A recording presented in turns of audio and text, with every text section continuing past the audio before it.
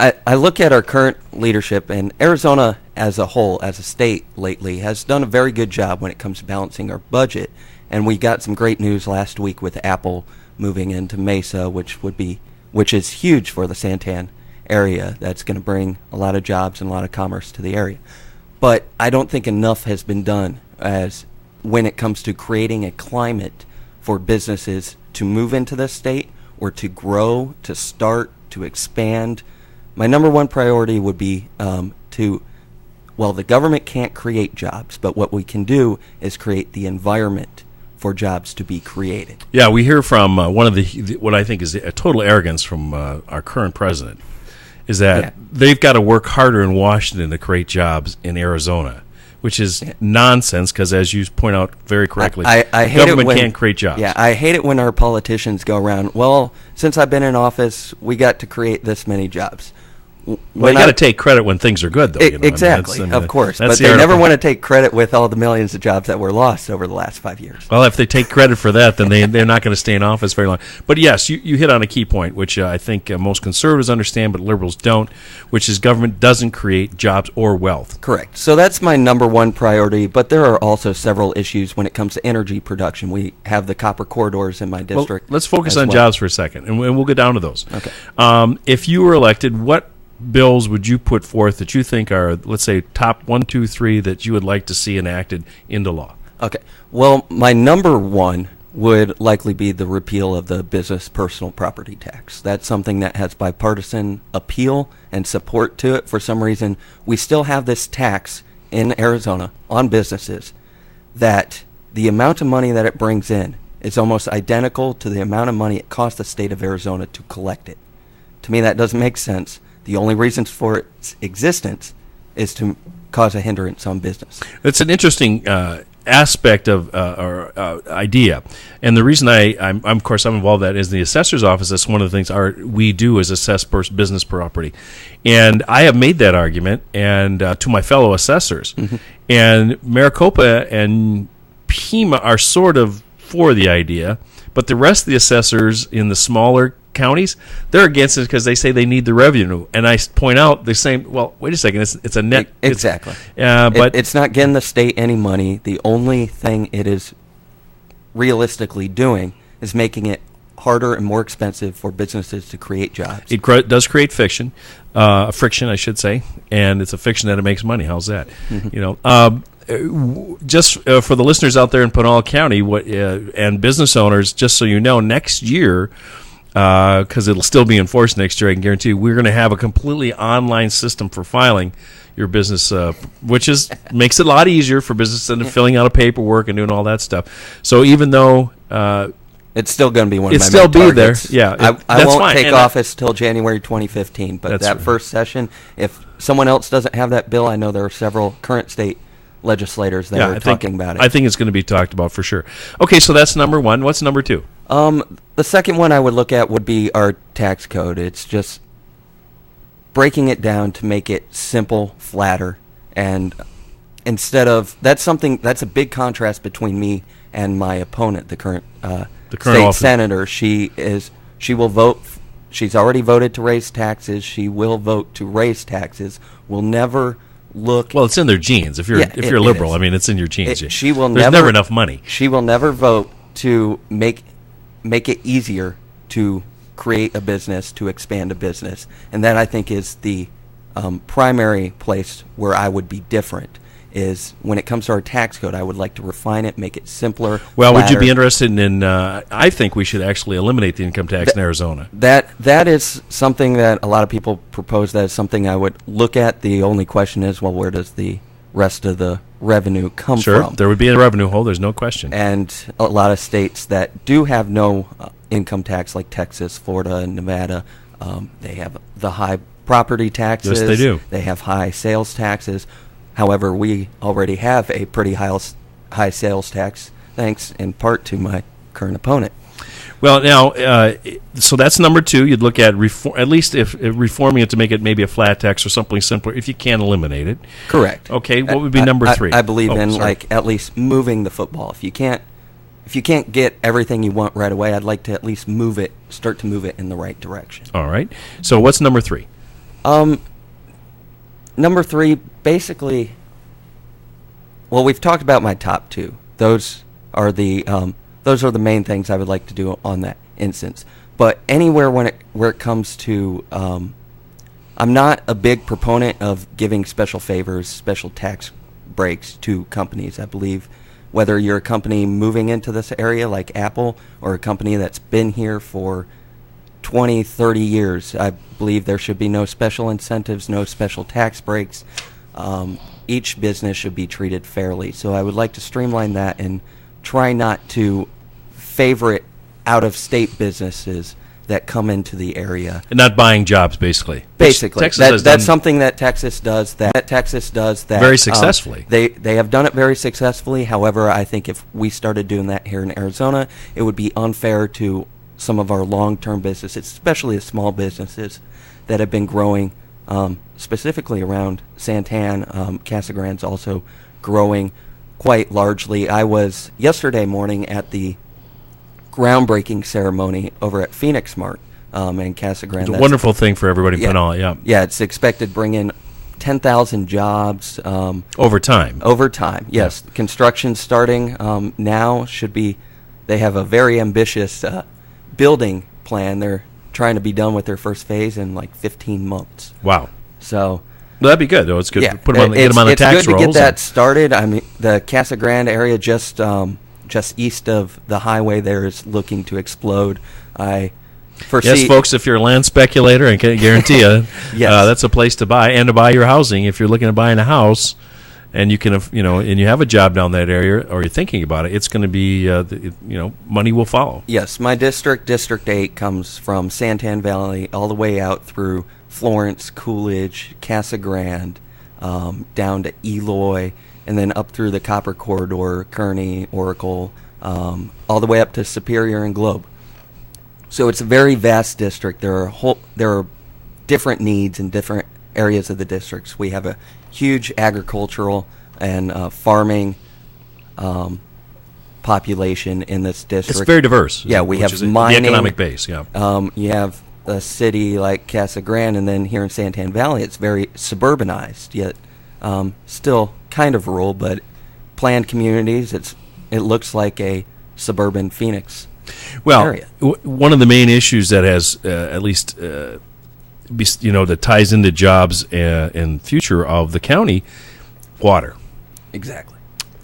You've probably been aware. You live in Casa Grande right now, and have you taken a position, or what are your thoughts on the water? What's the word? Diminishment? Is that what they call it? Diminishment. You could refer to them almost as takings of water rights. Under the Fifth Amendment. Yeah. When you are farming, you need water. And farming's a huge part of Arizona. It's a huge part of my district. When you take away the water rights, you make the land a lot less useful and valuable. Yeah, it's not as valuable. You're not able to grow as many crops, and when you keep taking the water, you're going to get less and less product each time. So realistically, you're not just taking their water, you're taking their land, you're taking their livelihoods from them. I am opposed to, as almost everybody is, to the state taking these water rights from our farmers. I know two of our current state reps, Frank Pratt, T.J. Shope, have set up a committee to look at how to address this in the future. However, I've also been in talks with them and some other state legislators around which this bill will likely be brought up in the next session, but if it hasn't been taken care of this next session, I won't be in office till 2015. It is something we will look at, is to basically eliminate it. It's been delayed for a year. I would like to eliminate it until we get the community as a whole, all sides get together and decide what's the best way forward. I don't believe having a 1-year delay and that uncertainty when it comes to our farmers, the speculation of land. It just kicks the can down the road. It just kicks the can down the road. Favorite tactic of most politicians, obviously. Exactly. I would like to see it just completely eliminated. You're taking away their like I said, I made the connection. You're taking away their livelihood. Now, in that respect, has your opponent, Barbara McGuire, taken a position, or has she been publicly out talking about this? Been on the fence, finger in the wind. Everybody's against it. So from what I have seen of her, she's been in her own squabbles in Phoenix, so it's hard to... so she hasn't taken a public position that you know of? What I have seen her position be is she has her finger in the wind. She's opposed to it, but doesn't know what to do about it. She's like, well, we will work towards a solution. I am off the fence. My solution, like permanently eliminate what it is now, set up the committee, like Frank Pratt, TJ Shope have done, bringing in all sides of the community to address how do we move forward. But I don't believe the uncertainty we have now of what they were going to start were the current takings or the 1 year delay. In a year, do they start the water rights takings? I don't believe that is the best way to move forward. I would like to see it permanently delayed. This is something that dates back all the way to the 80s. The first bill was 1980. Yes. And then they modified it to make this the takings. Yeah, and they didn't have it in 1980, they gave them full rights forever, basically, and then they modified it later. And then, of course, they didn't have it start taking effect and the takings start until... They didn't have it start, well, this is starting in a couple months. No, it's several years down the road where nobody's going to take it seriously. Well, now that's here. Yeah. We need to have the serious conversation. We need to have the serious discussion about how do we move forward. I, for one, do not believe the way to move forward is to take away the livelihoods of our farmers. I think we agree on that. Yeah. I don't think there's anybody in Pinal County or in that district who's going to disagree. And I'm sure my opponent will... probably do the same thing. Be a lot more vocal as soon as the campaign ramps up about, well, I'm opposed to this too. Well, we need, okay, so now we got your top couple of things on jobs. Are there any other issues for you personally that you would like to see become part of your legislative agenda if you're elected? I'm a big proponent of just expanding our energy resources, whether through... wind, solar, nuclear, we have coal. I will be taking a state position, so it's not just our district. Arizona has coal resources. Arizona has wind, solar. We should have more nuclear than we do now. Palo Verde out between Yuma and Phoenix was one of the last nuclear power plants built in the United States, and it's over 30 years old. There is no reason why, and this in part is a federal issue because our federal government is expanded more than it should be. It is but how does that overly grotesque. But how does that affect the nuclear generating capacity? I mean, when you say that, the federal government is overreach, I think every conservative would agree with that. But how does that affect licensing of power plants? It has become nearly impossible. It is still possible, and it's in the works to bring not just upgrades to our current nuclear power plants, but to build new ones. And I believe building new energy production centers like a nuclear power plant would cause a massive growth within our economy. You not only have the jobs that come with producing that energy working at the plant, but you would have service jobs that go along with it, restaurants, hotels, housing, everything would, just kind of like in Casa Grande, you have the Phoenix Mart. You were talking about how, property values are going up. Now, if in the desert, maybe not in our district, but I believe if it benefits the state as a whole, I would be in favor of it. So, all right. Well, the number one issue with building power plants, besides the fact people watch the China syndrome, and of course with poor education on science in this country, people bought into that the Earth was going to melt down. France runs 70-80% of their energy. Well, the Japanese, even though they've backed away from it after the tsunami, but the number it took a 10-point earthquake to cause a crack in that facility. But you don't want to have anything happen to them. Exactly. They are a little bit dangerous when they break. But the number one issue, besides the fear factor, is what do you do with the nuclear waste? Mm-hmm. Now, the federal government for 20, 30 years has built this place in Yucca Mountain, Nevada. Yes. Harry Reid, who was the senator, will never allow that thing to be open. What's your position on what should we do if we got an intransigent senator who says, absolutely not in my state?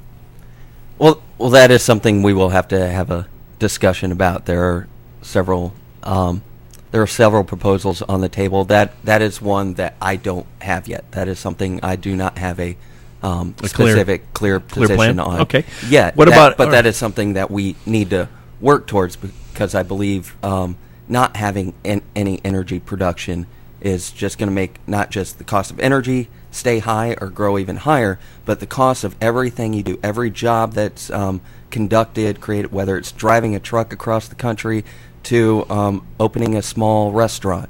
Well, for the Greens out there, having nuclear power plants to recharge electric vehicles would be a huge help on the carbon footprint, if you believe the story about global warming. Yeah. But yet they won't even accede to that, although I guess the founder of the Sierra Club finally came out and said nuclear was the best option. Well, then let's talk about the coal-fired plant that they're trying to shut down, quote, near the Grand Canyon. Yes, the Navajo Generating Station. That is a completely... right now, that's completely in the federal government's hands, unfortunately. And I say unfortunately because our current administration has been... They want to shut it down. Yeah, they've been conducting a war on coal in almost every state, shutting down what they call dirty jobs for environmental purposes. Well, these are jobs that would be in this current... well, not this one, CD1, the congressional district. We're currently in Congressional District 4. However, the majority of my district is in Congressional District 1. I know Congresswoman Ann Kirkpatrick has been, kudos to her. She's been very vocal on that front. Even her time right when Obama got elected was opposed to the cap-and-trade energy plans.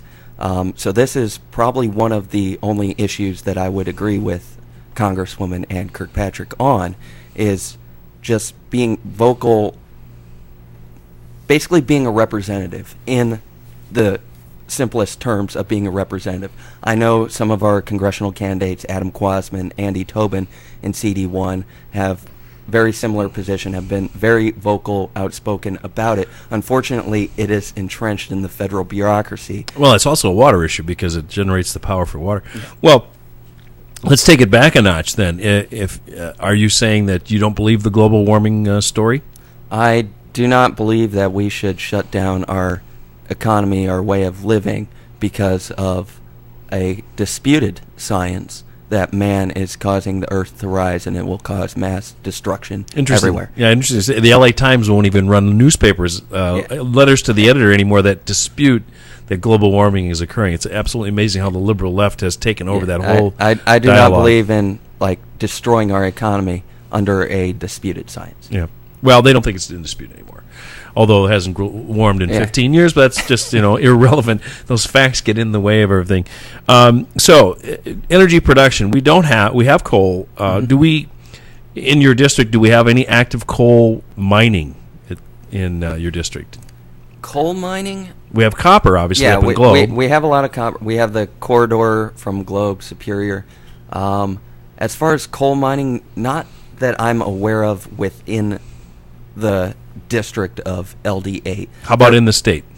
Within the state, there is with the generating stations up near the Navajo lands. There are copper production and copper mining. That's part of the generating station. That's part of coal. While most people don't see coal as a major factor in Arizona's economy, it is here, it exists, it contributes to our economy. It's just not one of the top things that people think of when they think of production in Arizona. They think of solar, they think of copper, they think of... let's shift the conversation then. Okay. In terms of energy production, right now there's a huge battle going on over the airways with APS and Solar City, which are the two combatants in whether or not subsidies should still be given to people who want to put solar panels on their house, because solar energy at this point doesn't self-generate enough energy and so on.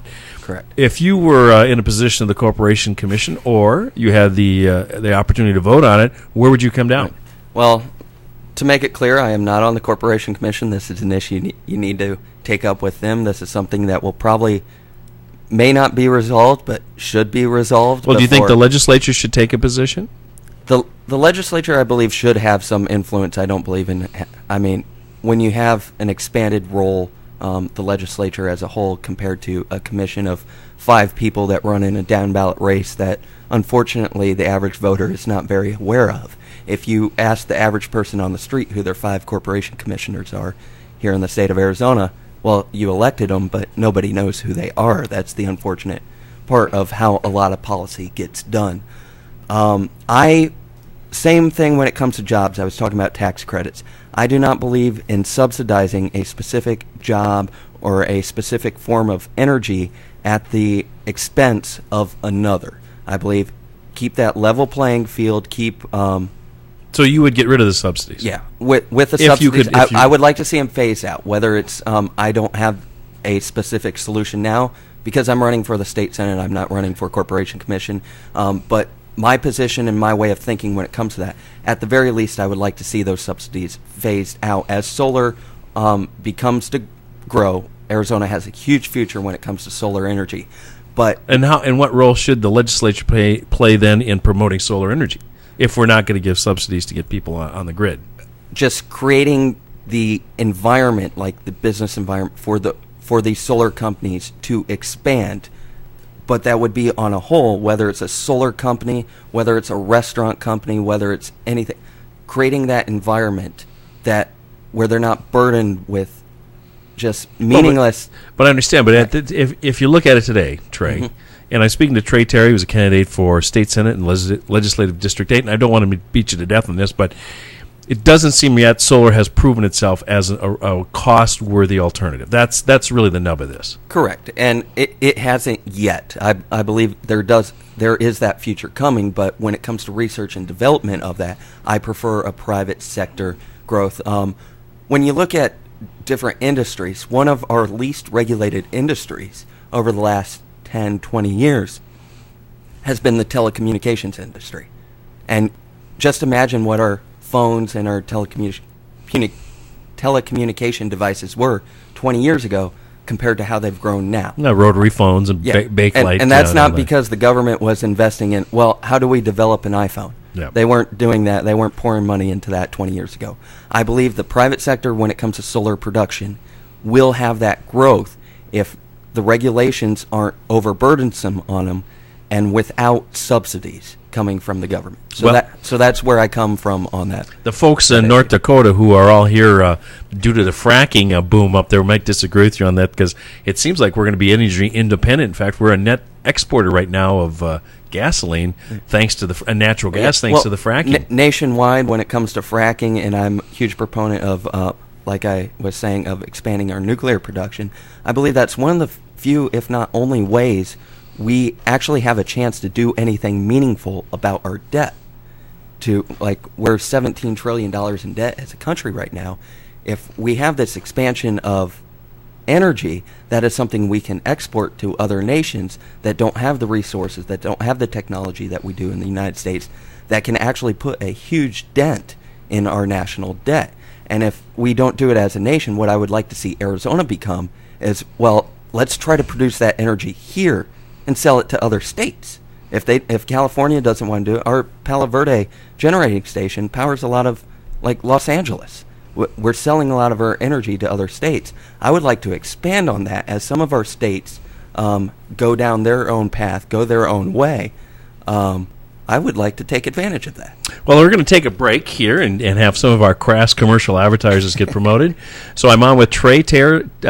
Trey Terry will be back after a few words. Stay tuned. Are you experiencing computer problems? Is your computer running slow, bogged down with viruses and spyware? You need a reliable and knowledgeable, trustworthy computer service company. Contact Computers, Networks, and More, located in Santan Valley. Get your computer or laptop running in top condition by a certified technician with 20-plus years experience and beta tester from Microsoft. Computers, Networks, and More provides repairs and solutions to any computer-related issue, whether it's software, installation, troubleshooting, updates, or tune-ups. You can trust Computers, Networks, and More. Contact Jeff Monday through Saturday, 8 a.m. to 7 p.m. to schedule an appointment. We can have you up and running quickly, usually within 48 hours. Located in Santan Valley. Computers, Networks, and More. We're here for you. Contact Jeff at 480-729-8899. That's 480-729-8899. When you visit Hill Family Dentistry in Santan Valley, dentist Dr. Tim Hill provides each patient with personalized, gentle care that you deserve. Our entire team is dedicated to providing you and your family with services that will make you smile. With a full range of general, cosmetic, and specialty dentistry services that will keep you and your family smiling. Our commitment to our community is to provide outstanding oral health. Hill Family Dentistry is located on 36359 Gansell Road in Santan Valley, diagonally across from Banner Ironwood Hospital. Evening and weekend appointments available. We accept most insurances and have in-office policies available for non-insured. Contact us today at 480-588-8127. Hill Family Dentistry.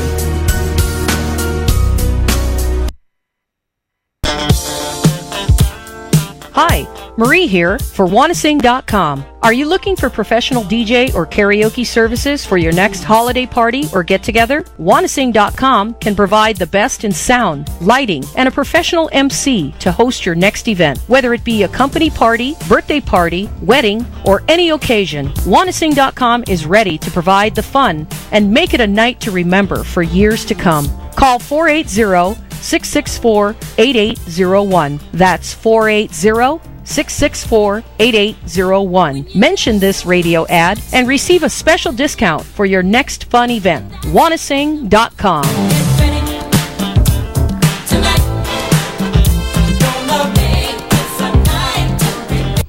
It's 103 in beautiful Santan Valley. I'm Douglas Wolf, your host of Pinal Power Players. And what a great day out there. It's about 84 degrees. The golfers are all having a great morning out on the golf course, I'm sure. I heard them this morning out my back door. I'm quite jealous. Yeah. Are you a golfer? I am. I enjoy golfing. I've been swinging a golf club since I was like 2 years old. So it's something I enjoy, but unfortunately I don't get a lot of time to do. You're not going to have any time doing this. Not at all. After the election. There you go. For like a week, and then I'll get to work. There you go. One of the things that we need to address here is that you do have two opponents so far for the state Senate seat on the Republican side. So there will be a primary. Mm-hmm. I had Harold Van Gilder on. You may have seen his interview, maybe not. And next week I'm going to have Irene Littleton. So we need to ask you the question about differentiation. Why should someone who's younger, relatively new to Casa Grande, if a couple people wrote in and said, he just moved in, that sort of thing, be favored over? Why should people choose you over two old veterans like Irene and Harold? And I don't mean old in a bad way. Well, I really have nothing bad to say about Harold or Irene. I will not run my campaign targeting them, going after issues or personal differences, things like that. So I'm really not in the interest of attacking Harold or Irene. Where I would say that I'm different, and I believe you would agree, and a lot of people agree, especially nationally, the Republican Party has what some term as a generational problem. It has just getting youth involvement, getting as far as messaging, not just with women, but with youth. And that's something that I would like to see my generation stand up on. I would argue that nationally, my generation is kind of, for lacking a better term, getting the shaft when it comes to the entitlements. Well, at the federal level, yeah. Yeah. Obamacare is a huge one. I would classify it as a Ponzi scheme, basically. You're relying on younger generation, young, healthy folks like myself to finance the health care of another generation under the promise that, well, when I get there, my kids and my grandkids will fund my health care.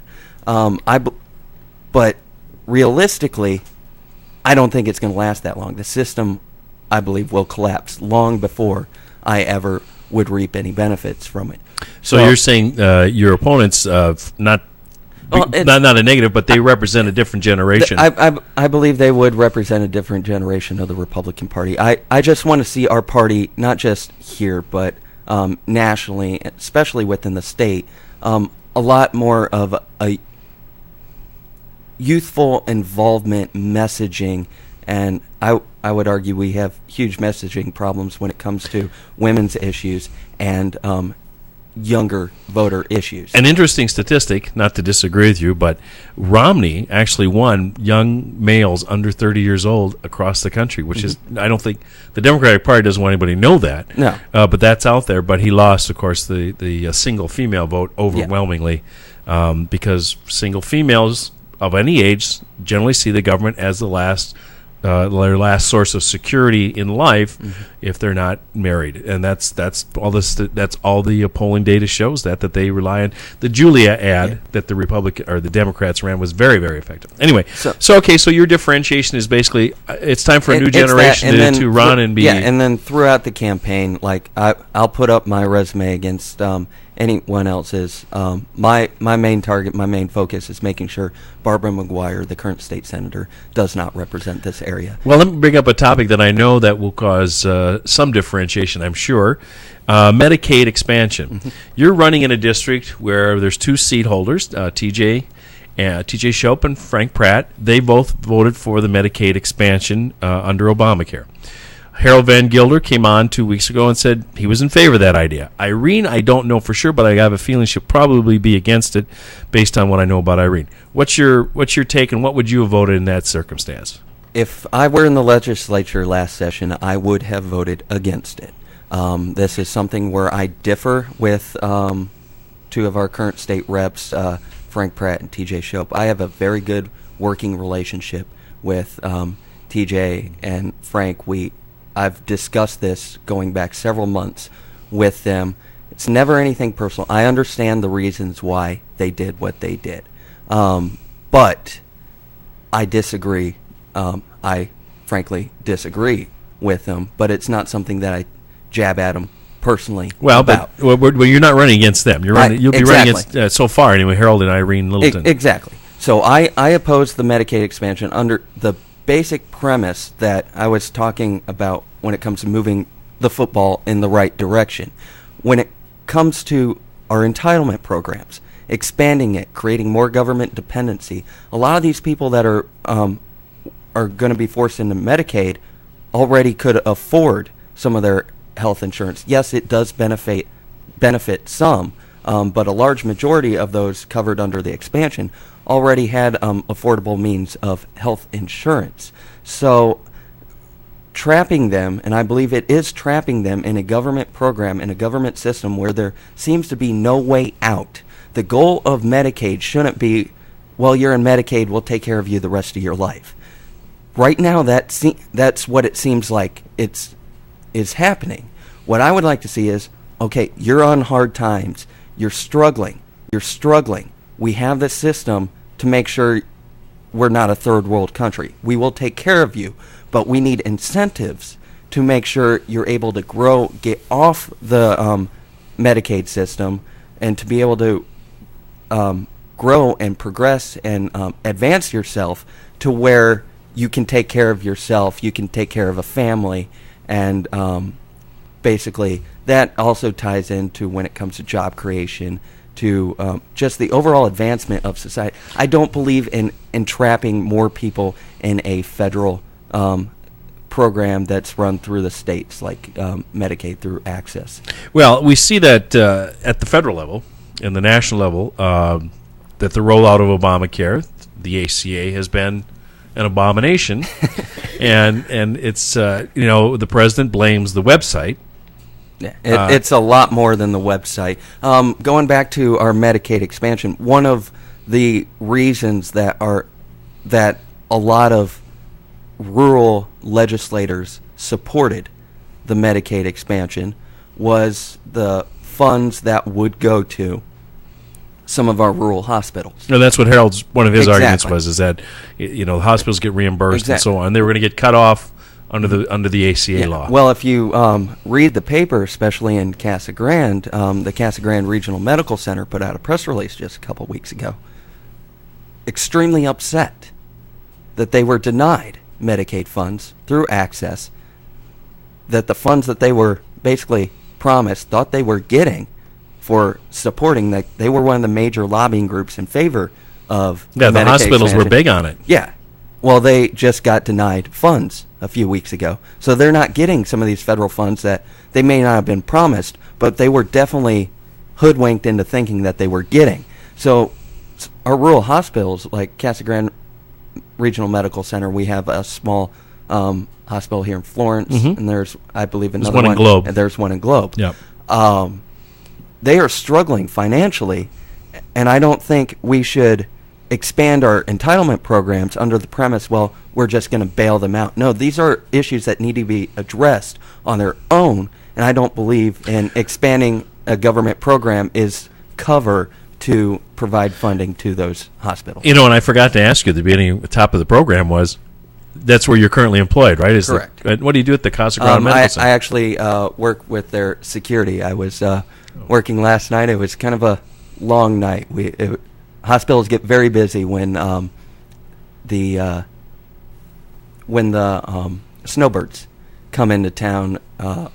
Gets very busy, gets very hectic. It makes for long days, long nights. But that is what I do. It's a skill that I've had since coming out of the Army, coming out of the military. It's training. Something that I do right now for income is. Well, and I'm going to play the devil's advocate here, or not the devil's, but play the other side of the table. On the hospital problem is that they are forced by federal law to treat anybody who walks through the door, whether they're illegal or legal. Exactly. Which ties into not only the Affordable Care Act, but the border and immigration. Yeah, and that is something that unfortunately our federal government is so expansive that a lot of it needs to be addressed on the federal level. I would like to see every instance we can take care of it at the state level done. I would like to see the states take more power when it comes to that. Are we talking about the border, or are we talking about the indigent care? When it comes to indigent care. Okay. But at the federal level, like I believe everybody who goes into the emergency room needs to be taken care of, like regardless insurance ability to pay. How about if they're citizens or not? That is something. If they are here, I mean, we at least have to. We can't leave people dying on the street, no matter. They're citizens of Mexico. They're citizens of Honduras. They're citizens of so then India. That circles back to the question: how do they get reimbursed? Exactly, and that's what ACA was supposed to do. Yeah, but I believe under customs and all right, federal. You're compassionate conservative in this respect. Fine, yes, that would have to be taken care of at the federal level. Our states cannot afford. But that's what the state is allegedly doing. By taking on the Medicaid expansion, is they're going to be able to reimburse. And you've added a new wrinkle to this today, and I hope our listeners are paying close attention, that the Casa Grande Medical Center has not received the money they expected for this basic program. And that comes down to the fundamental problem with overreaching government control, is that you're relying on a government that is not that reliable. It's not always there. I'm a veteran. You mean they lie to us on occasion? Well, I love the quote that says, the only thing that saves us from the bureaucracy is the bureaucracy itself. That I'm a veteran. The VA tugs at my heartstrings pretty close. The way it is run, there's such a backlog. It makes it nearly impossible to get quality care in a reasonable amount of time. It's just so backlogged, waiting. Is it because we have so many people that have been in combat? It's part of the problem, but it was a problem even before the war on terror started, like 2001. But right now, it's only getting worse. It's only getting worse, and that's something we were talking about, issues that tug at my heart. That is something at the state level I would like to see, where there are areas where, especially our returning veterans, but even going back to the World War II, Korea, Vietnam era, when it comes to making sure the guys that put everything on the line, when they get back here, that they aren't living on the street. That, probably tell in my voice, that is something that tugs at my heart, seeing our veterans on the street. Well, there's a lot of reasons that happens, though, beyond the fact that we've got a lousy economy, which is number one, because there aren't jobs available for these folks. And number two, everybody in combat comes back wounded, whether it's physically or mentally, let's be honest. And so we haven't really learned how to do a good job of transitioning people back to civilian life, I think. And that's where I believe the state could come in handy. The state of Arizona the could state do of what? Arizona, just when it comes to stopgap measures, giving our returning veterans the ability to just transition into civilian life, whether it be finding a job. We did very well a year or two ago. A state representative from Tucson, former state representative Ted Vogt, who is a veteran himself, his bill he ran gave in-state tuition to any veteran that wants to go to school here in Arizona, because that in-state tuition would then be covered by the GI Bill. So there are areas where our federal government and the VA is lacking, whether it be in policy or just the ability to actually run themselves, where I think the state of Arizona should and is able to support some of our veteran services. Well, do we have, and I'm not aware of how big is there a veteran? There is a Department of Veteran Affairs at the state level. I think in that we had problems with the leadership this last year, and the government fired somebody and so on. There was. Do you know what their current budget is by any chance? I do not have. I apologize. I do not have those numbers right in front of me. And is there mandate to transition, or is it medical care, housing? What does the state VA do? The state VA does provide some of those services that the federal government does not, and that's something that I want to look at deeper and get more involved in, because we're only getting more veterans. Unfortunately, our country has been, whether you agree with why or not, they're there. Yeah, our veterans are here. It's something we can't just ignore. And they're only growing. I have friends that are over in Afghanistan right now, friends I served with in Iraq that are currently in Afghanistan, that eventually they're going to be back. Yeah, they will be coming back. Mm-hmm. So that number is still growing. Like, there are folks like myself. I served just about 5 years on active duty that have served and are back and are in the community. And a lot of us very productive as far a lot of the newer business owners, you'll find large percentage of them are returning vets that can-do attitude. Yeah, and they're fearless. I don't need anybody to take care of me. Well, they're fearless too. They've been shot at, so they figure, hey, what's the worst thing that's going to happen? Yeah, what's a few late bills, So I mean, in fact, I think you could make the argument after World War II, one of the things that grew the economy so well was all the veterans coming back saying, this is easy. It's part of the reason why a lot of people will look at me. I look very young. I turn 27 actually tomorrow. I will be 20. Happy birthday to you. Appreciate it. Thank you. And I will be 28 when I take office, which a lot of people would see, well, this is just some young kid. What does he know? The time in the service is not just some club. It's not some Boy Scout troop where you hang out in. It forces you to grow up. These are 18, 19-year-old kids. I was along the DMZ at the age of 19 manning 25-millimeter cannons, firing them right along the DMZ in training exercises. We put a lot of trust in our young kids at 18, 19 years old. You talk about how when it comes to a lot of the gun control debate we saw last year, folks like the soon-to-be former mayor of New York City, Michael Bloomberg, talking about how he doesn't like the fact that you can get a gun at 21. Can we trust these people? Well, when I was 21, I was supervising 18 and 19-year-old kids who were training with machine guns, cannons, javelin missiles, Well, they would argue, the liberal argument is always, well, you were a well-regulated militia. You were in a training situation. You had experienced people. We can't let citizens, walk around this kind of thing. They have never seen soldiers or Marines on the weekend then.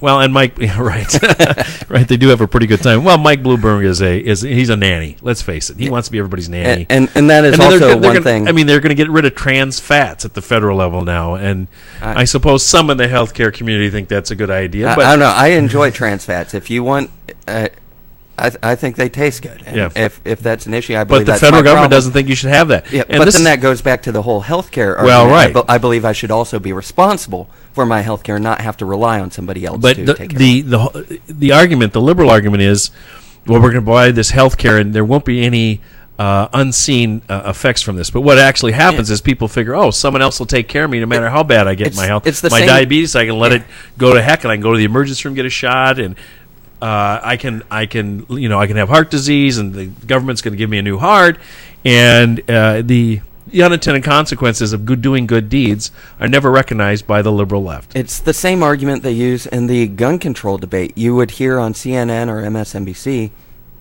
the fact, well, if we just pass background checks, we could prevent gun violence. Like you have the unfortunate situation that happened to our former Representative Gabrielle Giffords. Well, now her husband and her husband's group now have become basically the anti-NRA. They're the same as the NRA, just on the other side. Yeah. Their argument, you see them posting help us prevent gun violence. Well, how are you preventing gun violence? By a background check? You think you're going to prevent all this but we gun all violence? feel better because they do it, that's why. That is the basic denial that unfortunately evil exists in our world. And you can't. Oh, no. It's society's fault that people are bad. And it's you can't, never the individual's fault. But you can't just legislate good behavior, well, unfortunately. But that's the whole idea of socialism. Right. That's the whole basis of liberalism. And that's my fundamental disagreement. And that ties back to healthcare. Mm-hmm. Because Jared Loughner it was a guy who was definitely mentally ill. Mm-hmm. Everybody knew it.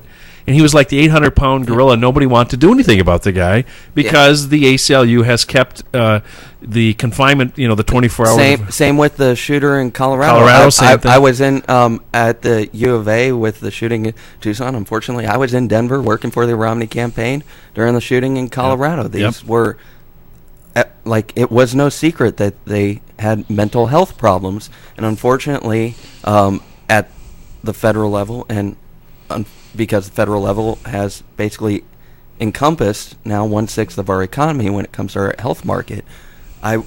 The states have also been lacking when it comes to providing mental health services. Well, they've been prevented. You can't put people away.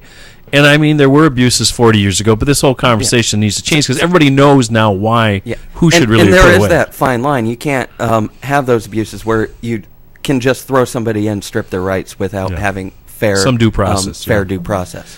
But yeah, it's gone. The balance went too far the other way. We have just a few minutes left. I want to get on to a couple other issues besides the things you talked about. Is there anything else that are hot buttons for you that you'd like to see enacted into law in Arizona? Common Core. Let's talk about Common Core. It did pass in Arizona. Mm-hmm. The Joe Broussard, our county superintendent of schools, and the superintendent Ken Huppenthal. Is it John Huppenthal? John Huppenthal. I'm sorry, John. And most of the people see it as a de facto. It exists because it is in the law. Mm-hmm. Most conservatives rail against it because they feel like it's a federalization of the whole entire school system. The military, however, the Joint Chiefs came out and said they were in favor of it because when military families move from jurisdiction or state to state, they know exactly where their child will fit in because if Common Core will have the same sequence. A lot of military families that do move state to state, there are some that get involved in local school committees, but the DOD also has their own schools as well. And is that why they're in favor of it? It would be partially because that is under federal control for good reason, DOD. Mm-hmm. But as you were mentioning before, Common Core, it does exist. It's passed here, and going back to it's very similar to the No Child Left Behind, the federal standards, education standards.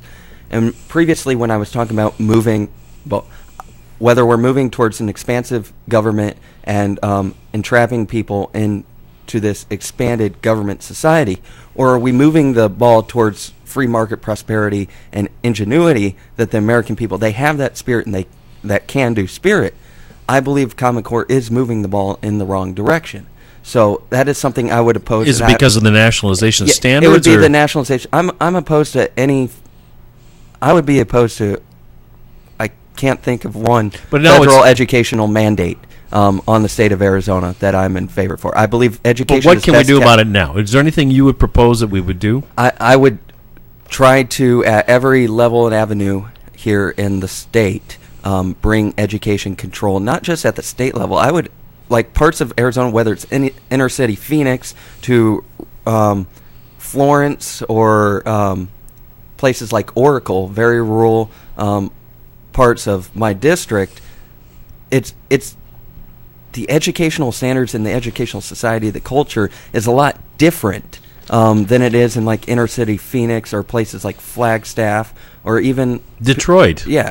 So the one size fits all.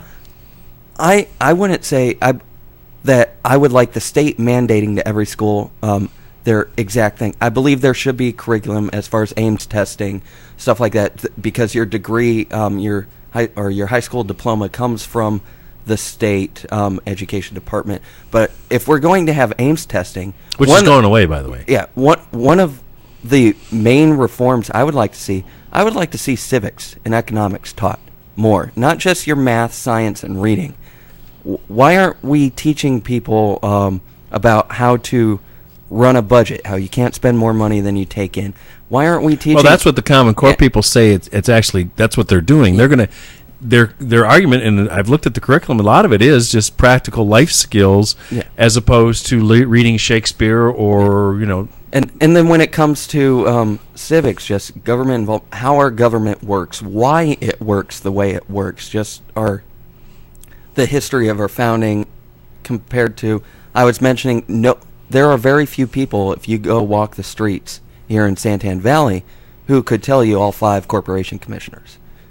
It is a very, their policy influences the economy of Arizona greatly. These people are elected statewide, yet, unfortunately, there's just such an apathy when it comes to elected office that doesn't have the high-profile, shiny banners, rock star personas running for president, senator, maybe congressman. But once you get below that, people just, the switch just seems to go off, and they don't understand how it works. They don't know why it works the way it works. And maybe they don't care. And there's also the argument that people don't care, but people, I don't like politics, it's not for me, I could care less. Well, whether you care or not, it's still going to affect you. I believe it was Mark Twain, one of the good quotes is that bad politicians are elected by good people who don't vote. And whether you vote or not, it's not just the act of voting, it is becoming an educated voter. And I think part of that education should start in our high schools before you can become a voter. Well, this has been a problem since 1984 was my first experience with when I was working, it was after I was down in the Hill, but under the Reagan administration, when A Nation at Risk was written by Terrell Bell. And we've had billions of dollars spent by the federal government in the education area. And yet our SAT scores are standing competitively with other nations of the world since the Department of Education was created in 1979. Is it causality or coincidence, though? That's the question. But it hasn't improved, yet our spending and our increase has just skyrocketed. Now, I'm not for... I believe, yes, the state needs to be heavily involved in the state of Arizona, needs to be heavily involved in our education system. I'm not for stripping funding from schools. I'm sure my opponent will run those mailers. You'll probably see that in the mailbox. That is not true. What I am in favor of is making sure almost every dollar, and I know it's not realistic that every dollar we spend in education is going to go to the classroom, but I would like to see a much larger percentage of the dollars that we spend in education go to the teachers, to the people actually in the classrooms, the overhead, the administration. The frontline warriors, as it were. You should not have a comfy 6-figure job sitting in an office in administration somewhere while your teachers are making 1/5, 1/6 of what you do, having to pay for their own supplies. That is not the way our educational system should work. I would like to see that money better diverted to impact the classrooms directly. We only have a few minutes left with Trey Terry, candidate for State Senate in Legislative District 8, which is Arizona City and Coolidge and Eloy and basically the southwest it's portion a large portion of Pinal County once you get east of and all the way up to Globe, and into Gila County at Globe. Yeah. Yes. How do people get a hold of you if they want to look at your campaign standing or your position on issues, or if they want to call and talk to you and say, I'm interested in talking to you? How do they do that? Well, this morning, kind of exciting. It's one more step in running a campaign. Actually launched my website right now. It's at terryforarizona.com. My contact information is on there. Issues. It's being updated. It's at a very basic format right now, but I wanted to get it up so people would be able to contact me. So your phone number's on there and your email? And my email is on there. My phone number will be on there very shortly. So my email goes directly to my phone. I respond to my emails daily. So if you have an issue, you have a concern, or any sort of grievance, whether you're Democrat, Independent, Republican. I am a Republican. I'm a proud conservative. I believe our Republican Party needs a lot better messaging when it comes to some of the tugging issues. Well, let's finish up with two issues then. We can go over a little bit of time. Ken Cuccinelli just lost the Virginia governor's race, whereas Chris Christie creamed in New Jersey. As a practicing politician and a conservative, that's unfortunate to say now. Well, you chose it. You're there. I did. Yeah. What's your take on those two different outcomes? New Jersey and Virginia are much different states. Unfortunately, Virginia has trended a lot more blue within the last couple cycles. But by no means is New Jersey a red state at all. It's heavily blue state. Cory Booker just won the Senate race there a few weeks back. I believe a lot of it is just like I was mentioning, the rock star persona of some of our politicians, like Chris Christie, people who really they know what he stands for and disagree, or they don't know what they stand for and they don't care. They just like the fact that, well, his name looks good in flashing lights. So likability may be more important than principles. Likability, unfortunately, plays a huge factor in a lot of our elections. So Cuccinelli wasn't very likable? He was not. He had a huge messaging problem, like we were talking about, when it came to single female voters. He got creamed there. And I fully expect my opponent in this race during the general election, she's heavily funded by groups like Emily's List, is going to attack me for saying that I hate women, that I want to take away women's rights in health care. And that's, to me, just an absurd and silly argument. But it has been effective, you have to admit. It has been effective, but where I would like to frame the debate, and I believe Texas did a very good job of this over the summer, and like saying I'm going to take away women's health care choices is absolutely absurd. What I would like to do, a bill that's being proposed federally now, it was passed in Texas, once the baby, the fetus, however, whether you're left or right, however you want to define it, once they start recognizing their mother's voice, once they can start feeling pain, is it not reasonable for us to say, well, hang on, wait a minute, that we should legislate against this? There's a legislate against what? Are you at no point? I'm not looking to take away. So are you saying I'm not looking to ban birth control. I'm not looking to that's an absurd argument. Am I pro-life? Am I personally against that? Yes, but by no means am I. But you're saying shorting the period of time where an abortion is legal? At 20 weeks, once you've carried the baby for 5 months, unless the mother's life is at risk, which is very rare instances, but I assume it does happen. And yes, those decisions, that's got to be right at the doctor level. That has to be taken care of to save the mother's life. But the cases, like they like to throw out rape and says, well, you've been carrying this baby for 5 months. All right, that's not an issue. All right, so Trey, your argument basically is we should move the number back because when we need to have a much more realistic adult discussion when it comes to those issues. Should we or should we not, once the baby, as I would describe it, or fetus as someone else may describe, once they, like the mothers are have taught, some viability. Yeah, once the mothers are taught, hey, start speaking to your child, they will start recognizing their voice at 20 weeks, at 5 months. Once they can feel pain, is it not reasonable for us to take action against that? So I would argue the extreme position would be on the other side. So that is a messaging. So you would like Arizona to pass the law that reduces the length of time? We did pass that law. However, it got struck down. We So we then, fall under, in our federal court of appeal system, Under the Ninth Court. under the Ninth Circus, yeah. as some people like to call it. So we've lost that issue. So we lost that issue in court, but I believe it definitely needs to be revisited. And if we can have an adult discussion on that issue, I am not looking to take away women's I don't want to belabor that healthcare too much choice. more, but Yeah. let's go back to the politics of it. Cuccinelli lost, and he was more of a strident pro-life. He thought the morning after pill was actually an abortifacient, as I think that's the right use of the term. And they just ran that ad till the cows came home, and they slayed him with it. And unfortunately, it is a divisive issue. It is an issue that tugs at.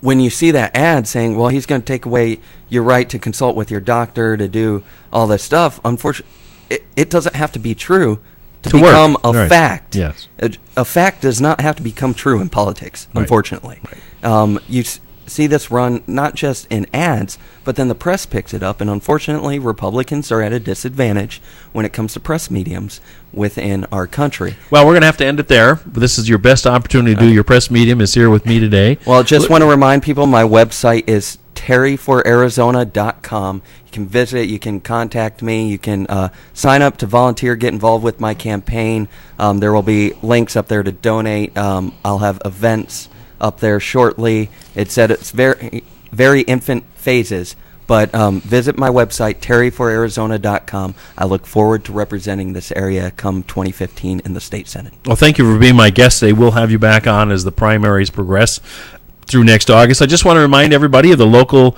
events, the YMCA yard sale, which is November 16th. If you want to sell your treasure to make it another man's junk or whatever you want to do, the YMCA will be glad to have you there.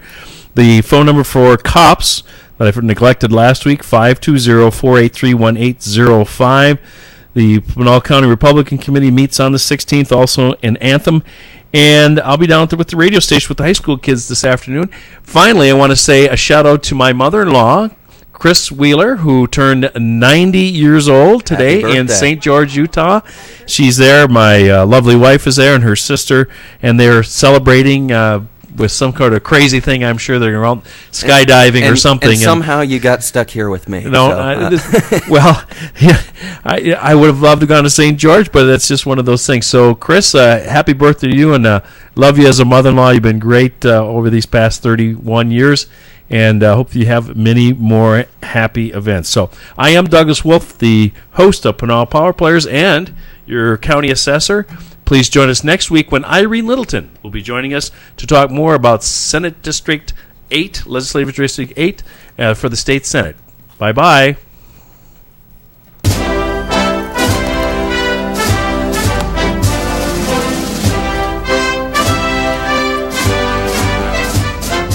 Listen, watch, chat, and interact. Become part of the Pinal Power Players Show every Wednesday, 11 a.m. to noon. Join me, your host, Douglas.